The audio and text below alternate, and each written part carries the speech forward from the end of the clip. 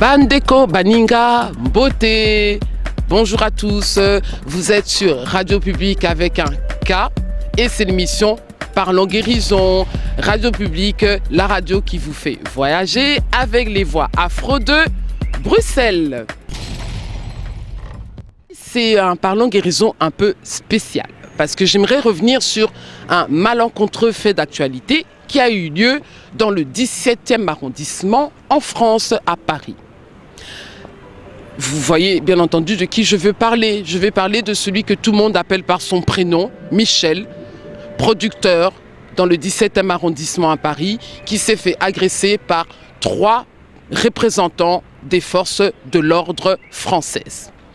Alors, si je reviens sur les faits, c'est parce que j'ai visionné l'émission, son passage à l'émission de Cyril Hanouna, qui est « Ne touche pas à mon poste ». Passage dans l'émission et la personne, la victime, je n'aime pas trop ce mot et vous allez comprendre pourquoi plus tard. Mais la personne qui se fait agresser est là avec son avocat et ils reviennent sur les faits et le déroulement des faits. Alors, moi, tout l'ensemble de l'émission et les propos qui ont été tenus m'ont interpellé. Certaines choses m'ont interpellé. Une des choses, c'est que déjà, oui, le tutoiement. Le présentateur tutoie la personne, alors que d'habitude, quand même, on a tendance à vous voir les gens à la télé. La deuxième, c'est que par 2 reprises, il parle de la personne en termes de garçon. Moi, quand je regardais à l'écran, je voyais quand même un homme, en tout cas physiquement, un homme abouti. Maintenant, mentalement, ça, c'est encore autre chose. Mais physiquement, c'est un homme abouti. Donc, garçon, je ne sais pas si c'est le terme adéquat.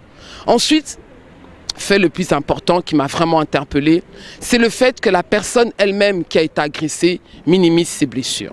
Mais avant d'aller plus loin dans mon analyse de cette émission, j'aimerais rejoindre mon confrère Robert Imoti Belle, qui est avec moi aujourd'hui et avec qui nous allons faire le reste de l'émission. Mbotendeko. Je vais bien, et toi? Traduire, hein. Ça va. D'accord. Bonjour à tous, bienvenue sur Radio Publique. J'accompagne aujourd'hui ma sœur Guilema pour parler de ce sujet. Comme elle l'a dit, je vais juste revenir sur 2 faits bien précis. D'abord, ça se passe, par rapport à l'histoire, ça se passe dans le 17e arrondissement, qui est juste à côté du 16e, qui est un quartier bourgeois. On va faire la parabole avec l'Afrique. On va revenir à l'Afrique. 17e arrondissement, quartier bourgeois. Un noir qui circule, ça interpelle les policiers, ça dit que c'est pas normal pour eux. Il ne faut pas oublier qu'en Afrique, on vit dans un 16e et 17e arrondissement en permanence. Ça veut dire qu'il y a un endroit qui est super riche, mais le seul qu'on dérange, ceux qui dérangent, ce sont les gens qui y habitent. Ce qui s'est passé avec Michel, ça se passe 100 000 fois, tous les jours, en Afrique. C'est vrai que les gens qui habitent dans le 16e arrondissement africain, ça dit, surtout on va prendre le Congo qui est chez nous, même ailleurs aussi, pour les bois et tout ça en Côte d'Ivoire, on peut remarquer qu'on les traite de la même façon qu'on traite Michel. C'est-à-dire que les gens qui habitent dans ce coin n'ont pas le droit d'y habiter. Pourquoi? Parce que c'est comme si ça ne leur appartenait pas. Ce n'était pas leur quartier, ils n'ont pas à être là. Mais eux, ils sont nés là. Michel n'est pas né ici, d'accord? Mais eux, chez nous, ils sont nés dans leur pays. On est nés chez nous. Deuxième, quand Guilema parle de ses blessures, qui minimise ses blessures, il ne faut pas oublier que Michel, c'est un frère qui vient d'Afrique. Quand il raconte ses blessures, qu'il les minimise, on minimise toujours les faits par rapport à quelqu'un qu'on ne connaît pas. Quand c'est quelqu'un de sa famille, on va en parler réellement. Michel a minimisé les faits, mais ce que je voulais surtout insister, Michel, avec tous les coups qu'il a reçus, il est toujours debout. Et je dis ça à tous les jeunes. Et ça, il n'en parle pas. Pour vous prouver qu'il est vraiment costaud. Dans le sens que nous, on est costaud au départ. Quand on dit par exemple, Congolais, tu as un char minene, et après on a un bakou, ndenge koki. Tu as un bakou, ndenge lingi, encore bête ndenge lingi, tu as dit qu'on a Michel a minimisé pour la nini, pour éviter. Enfin, je vais continuer en français. Hein. Oui. Il a minimisé pourquoi? Parce qu'il sait très bien que, comme c'est pas son frère qui est en face, même s'il a un peu des origines ailleurs, c'est quelqu'un qui est né ici, mais seulement il minimise parce que c'est pas son frère. Si c'était de son ethnie, il allait réellement parler. Si Michel parle à ses frères, à ces jeunes garçons qui étaient en bas, il va minimiser pour ne pas leur faire peur. Parce qu'il sait très bien que s'il aggrave la chose, eux, ils vont encore avoir un peu plus peur. Il minimise pour ne pas qu'ils aient peur. Il montre qu'il a la force pour affronter les choses, qu'il est resté debout. L'important, c'est pas être victime, on ne peut pas se considérer comme victime. Lui, il ne se défend pas, il ne s'est pas défendu et il est toujours debout. On doit bien mettre ça dans la tête des jeunes que, malgré tous les coups qu'on reçoit, on reste debout. On n'a rien à défendre parce qu'on est parfait déjà. On a déjà toute la puissance en nous. On a toute la force qu'on veut. Il n'y a qu'à voir comment on est bâti. Ça, c'est un petit exemple. Hein, Non, mais c'est pour dire que physiquement... Physiquement, mentalement, on est déjà assez fort. Il n'y a pas besoin de rajouter. Démonstration. Voilà. Qu'on nous victimise, ça fait des années qu'on est comme ça. Qu'on nous victimise, qu'on accepte. On l'a accepté pourquoi? Pour qu'on nous foute la paix. En Afrique, pour les générations qui viennent, il faut les réveiller. Et ce que je disais tout à l'heure à Guilima, il faut une base toujours. La base, on peut marcher dessus. On est la base, on nous a marché dessus. On sait encaisser. Les jeunes qui arrivent ne comprennent pas parce qu'ils arrivent dans un monde qui est établi où leurs parents, leur base, on pouvait leur marcher dessus. Eux, ils ne veulent pas se faire marcher dessus. Il faut juste leur montrer qu'ils sont assez forts pour qu'ils acceptent qu'on s'est fait marcher dessus parce qu'on n'avait pas les armes encore. On avait les armes, mais on avait dissimulé ces armes. Je reviens toujours sur le fait qu'on s'appelle Mohindo, les hommes de lumière. C'est très important. Tous les enfants qui viennent, mais quand je dis Mohindo, il y a des gens ici en Europe qui sont aussi Mohindo. Il faut faire attention. Il ne faut pas faire des amalgames en disant celui-là, nous on est Mohindo, un truc. La base a été détruite. A été détruite, non. On a marché sur la base. La base est importante. Nous allons porter tous les enfants qui viennent, toute la génération qui vient. Il faut leur montrer qu'il faut qu'ils soient éveillés. Et l'éveil passe par quoi?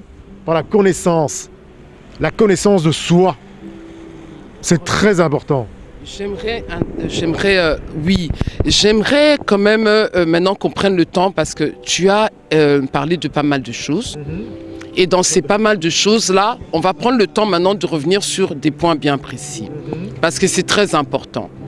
Il est important parce que vous devez comprendre que, parlons guérison, on va vraiment aborder tous les sujets, tous les faits qui montrent, les faits symptomatiques, on va dire. Ça, c'est ce fait d'actualité-là dont on parle, qui est un fait d'actualité parce qu'il est relaté dans l'actualité, mais pour Michel, ce n'est pas un fait d'actualité. Ça fait partie de son vécu et du vécu de pas mal d'autres personnes. Donc, ce n'est pas la première bavure policière dont on parle. Je tiens à préciser cela. C'est pour ça qu'aujourd'hui, Mama Congo prend le temps de revenir là-dessus parce que c'est en parallèle avec l'aliénation dont on parle. Parce qu'il y a l'aliénation d'un peuple, d'une communauté, de chaque communauté, et puis il y a l'aliénation que nous tous, en tant qu'humains, nous vivons. Ne l'oublions pas.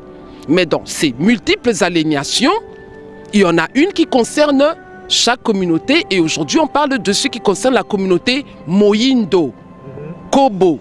Ok? Bon. Alors, on parlait du fait que, déjà, moi, ce qui m'a intéressé, c'est quand tu as fait le parallèle avec ce qui se passait au pays. Oui. Parce qu'il est bien beau de souligner ce qui se passe dans ce pays-ci, qui n'est en fin de compte que, pour certains, un pays d'accueil. Moi, personnellement, j'étais venu pour 5 ans avec mes parents. Bon, on est encore là. Donc, on est des voyous et on aime ça. Donc, c'est bien de souligner, oui, liberté à tous. C'est bien de souligner ce qui se passe ici, dans ce pays-ci. Mais je tiens aussi à chaque fois, dès qu'on le peut, faire un parallèle avec ce qui se passe chez nous. Parce que si on veut un changement, si on veut une désaliénation, il faut d'abord commencer par ce qui se passe chez nous et en nous, d'abord.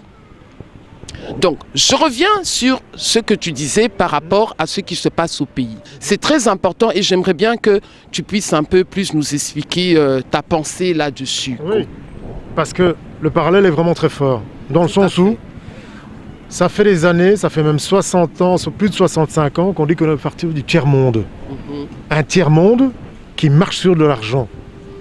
Mais c'est quand même bizarre que un pays qui a de l'argent, ça fait 65 ans qu'on l'appelle tiers-monde.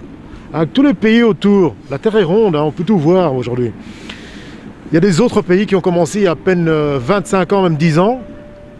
Ils sont arrivés à un niveau qui nous dépasse avec nos richesses. Il y a des camions et des camions qui quittent le Congo. Cette terre ne revient jamais. Et selon toi, à quoi c'est dû ça justement? C'est dû au fait que, malheureusement, beaucoup de personnes qui nous dirigent ont plus intérêt à ce que ça continue parce qu'ils ne vivent que suivant leur petite personne. Quand vous prenez dans les quartiers riches à Kinshasa, vous avez des murs énormes. Des murs énormes qui empêchent ces gens qui habitent dans ces maisons de voir la réalité. C'est pas normal que dans une capitale, qu'on ait des murs qui fassent 3 mètres, même des fois 4 mètres, avec des tessons de bouteilles en haut. De quoi ils ont peur? Mais je ne dis pas du tout qu'il faut les haïr, hein. Il y en a beaucoup qui méritent ce qu'ils ont, mais seulement qu'ils prennent conscience que l'image qu'ils donnent, c'est pas la bonne image. Quand on parle de l'aliénation ici, qu'on victimise les gens là-bas, quand vous parlez à quelqu'un qui est pauvre au Congo, pauvre, je veux dire matériellement, parce que spirituellement, on est très riche. Très riche. Notre spiritualité reflète ce qu'il y a dans notre sol. C'est très important. Quand vous sortez un peu des villages, vous parlez à des gens, tout ça parce qu'il ne sait pas t'offrir un verre, il se croit lamentable, presque, il s'en veut. Moi j'ai été, on m'a offert à boire et tout ça, et quand la facture venait, je disais, laissez, je vais payer. Ils ont voulu payer à ma place. Quand j'ai su le prix, c'était quasiment la paye d'une personne. Moi j'ai dit, mais pourquoi vous faites ça? Ils ont dit, écoute, tu as fait partie de notre réalité aujourd'hui, ça a duré 2 heures, 3 heures, on ne te verra plus pendant 5 ans ou 6 ans ou 10 ans. On veut garder ça en tête. C'est un cadeau qu'on te fait, c'est un présent. Ce présent m'a fait énormément plaisir, ça m'a beaucoup touché. J'en ai pas souffert, j'en suis heureux aujourd'hui. J'attends juste le retour quand je vais retourner. Parenthèse, hein. Oui, tout à fait. Notre spiritualité est très forte. On est très fort.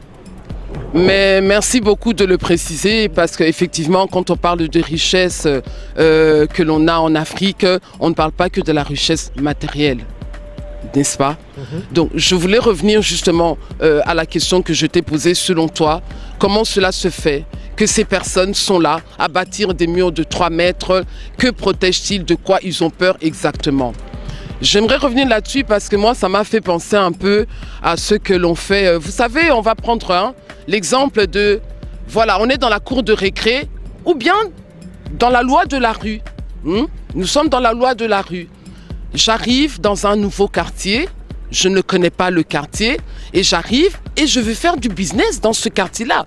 Je veux ouvrir ou un commerce ou peu importe le genre de business que je veux ouvrir. Je vais me renseigner. Et si je viens en force, comme la plupart des gens viennent en Afrique en force, armés jusqu'aux dents, n'est-ce pas? Et ils débarquent là, donc la force financière, la force de l'arme et la force de la parole là. Ils viennent avec des paroles bien sûres d'eux là. Oui, même vous là, les gens de la diaspora que nous sommes, on arrive là. Et donc qu'est-ce qu'on fait? C'est la loi de l'intimidation. On va vers le plus fort et on l'intimide. Mais quand on parle de l'aliénation, quand on parle des gouvernements, des gens qui nous gouvernent, donc je reviens aussi aux chefs de famille aussi. Oui, toute la radio s'adresse à eux. Oui, Maman Congo a dit, toute la radio s'adresse à vous, la masse.